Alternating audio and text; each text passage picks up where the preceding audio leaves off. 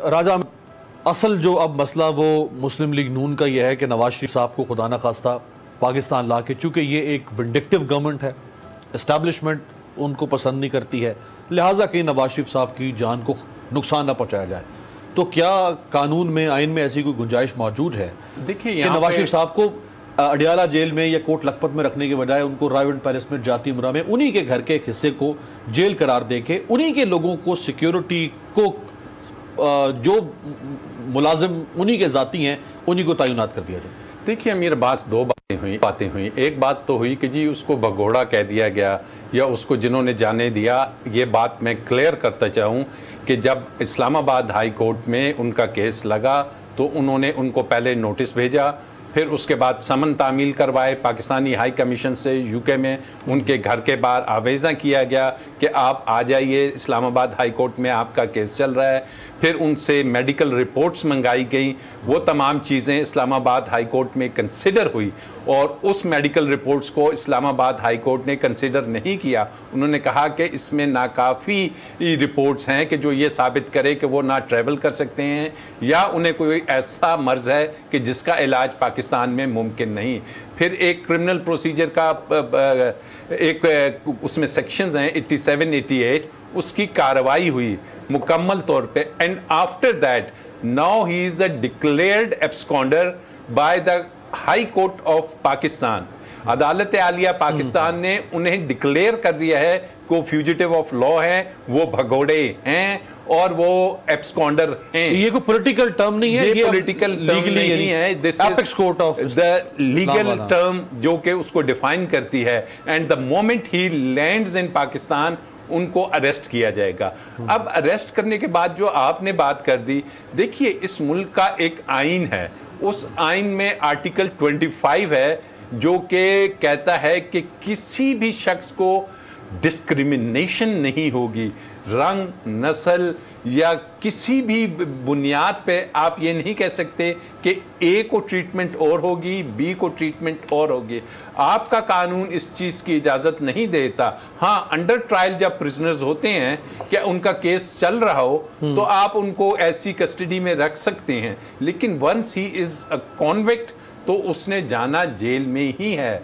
अब बात यह है कि जनाब उसने अगर जेल में जाना है तो फिर आप रायविंड में अगर उसको लेके जाते हैं तो क्या इस मुल्क की जेलों में लाखों और कैदी नहीं है सर? लेकिन वापस भी तो आपने लाना है ना, वो वरना वापस ही नहीं आएंगे, कहते जाओ भाई मैं नहीं वापस आता। देखिए इसी रायविंड में अब बात तो नहीं करनी चाहिए। अगर रायविंड की बात होती या दूसरी, उनकी वालदा की डेथ हुई, पहले उनकी जो हसन और हुसैन की वालदा की डेथ हुई, फिर अभी एक और अजीज उनके जी अब वो आबिद शेर अली की वाइफ की डेथ हो गई, कोई शख्स नहीं आया। बात यह है कि उन्होंने ये डिसीजन लिया, खुद आबिद शेर अली नहीं आए तो और किसने आना था? उन्होंने ये डिसीजन लिया हुआ है कि मैंने पाकिस्तान नहीं जाना। अब ये पासपोर्ट का इशू कोई इतना बड़ा इशू नहीं होगा क्योंकि जो यूके के लॉज हैं उसमें बहुत सी अदर रेमेडीज अवेलेबल हैं जिनको वो अवेल करेंगे। साल 2 साल 2023 तक जब नए इलेक्शन होने हैं वहाँ पे ठहरना मैं समझता हूँ कोई उनके लिए प्रॉब्लम नहीं होगा, तो वो ठहर लेंगे। अभी भी अपील की है, अपील 6 से 1 साल लगता है, फिर उसके ऊपर वाली कोर्ट फिर रिव्यू होता है, फिर हाई कोर्ट जा सकते हैं। तो ये तो ना आने वाली बात, 2023 की बात हो रही है, इलेक्शंस आएंगे, क्या सिचुएशन बनती है, क्या उस वक्त जुडिशरी का हाल होता है, कौन चीफ जस्टिस होता है, क्या होती हैं, ये तमाम चीज़ें हैं जो कि सामने मद्देनज़र रख के उन्होंने वापसी का अपना फैसला करना है और गालिबन उन्होंने एक स्ट्रेटजी बना भी ली हो, प्लान भी उनके पास भी होगा। तो ये अच्छा, रूमी साहब, मैं ये जब नवाज शरीफ साहब को इस्लामाबाद हाई कोर्ट ने, not civil and session court, जब उन्होंने एब्सकॉन्डर करार दिया तो जो जस्टिस मोहसिन अख्तर कियानी साहब ऑनरेबल, उन्होंने जो रिमार्क्स दिए वो रिमार्क्स ये थे कि कल नवाज शरीफ वापस आकर ये नहीं कह सकते कि मुझे वारंट गिरफ्तारी का इल्म नहीं। नवाज शरीफ कल ये मौक़िफ़ इख्तियार नहीं कर सकते कि मुझे मौका नहीं दिया गया। मुजरिम हुकूमत और अवाम को धोखा देकर लंदन रवाना हुआ और अब लंदन बैठकर हंसता होगा कि कैसे सारे निज़ाम को धोखा देकर चला गया।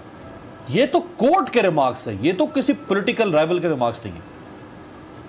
देखिए अमीर, कोर्ट्स ने भी जिस तरह से पैनामा के केस के दौरान कॉन्डक्ट किया उसमें भी बहुत सारे सवालात उठाए गए थे और उठाए जा रहे हैं। और बहुत से माहिर कानून ऐसे हैं जो ये समझते हैं कि उस पूरे अमल में जो कानून और इंसाफ के तकाजे हैं उनको मलहूज नहीं रखा गया। बहरहाल ये एक बड़ी लंबी बहस हो जाएगी। किसी एक या दो जजेस के रिमार्क्स के ऊपर बात करनी जो है, मैं नहीं चाहूंगा कि नहीं, ये तो डिसीजन है कोर्ट का सर। जी, डिसीजन भी होते हैं, वो भी आगे जाते हैं, उनकी अपील होती है। सुप्रीम कोर्ट ने तो उनको अपील का राइट ही नहीं दिया था।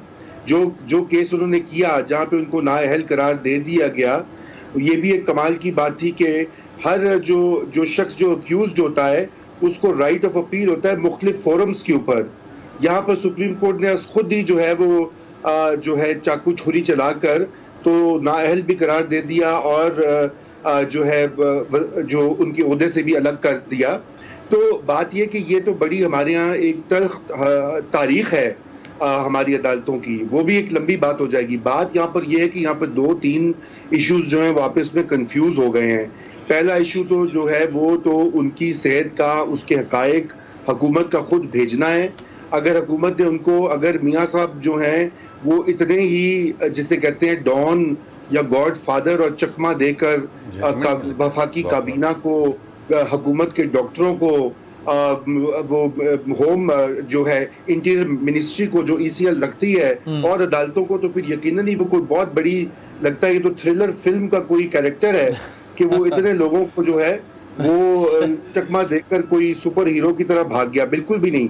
पाकिस्तान से उनकी रवानगी जो है वो बिल्कुल हुई है बहुत से हलकों की आशीर्वाद और नॉर्ड के बाद। ऐसे किसी को नहीं छोड़ा जाता।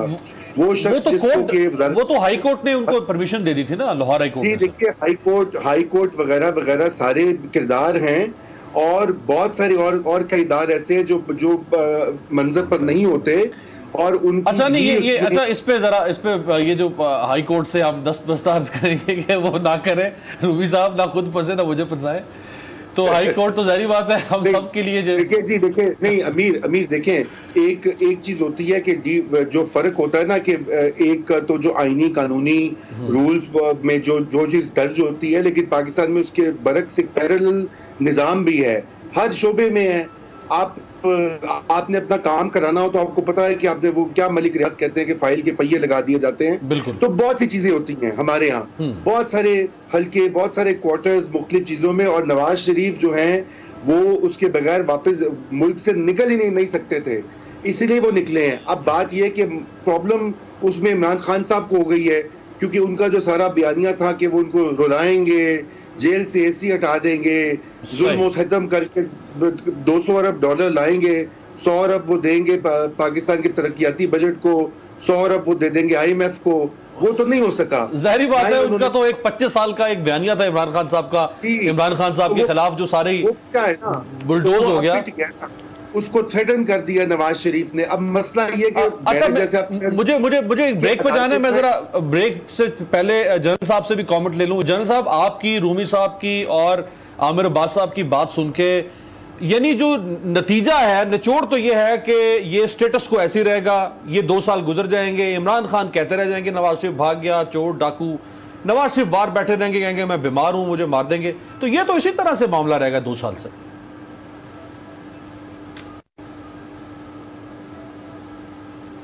देखिए, रज़ा रूमी साहब तो आज मुझे इतने भोले लगे हैं कि बहुत ही मीठे और अच्छे लगे हैं कि इतनी